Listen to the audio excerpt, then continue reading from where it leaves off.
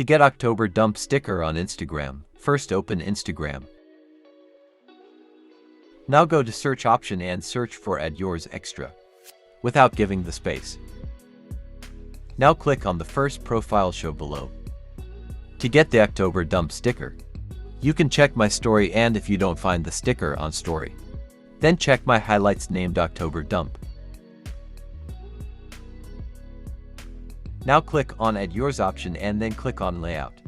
Now from here you can choose the layout of 4 or 6 grid photo layout according to your preference. And then click on Gallery and upload your photos one by one. Now click on Confirm and then adjust the sticker and place wherever you want.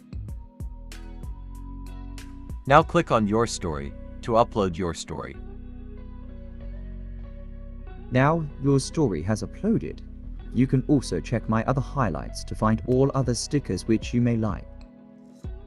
Thanks for watching. Subscribe my channel and press the bell icon for all latest updates.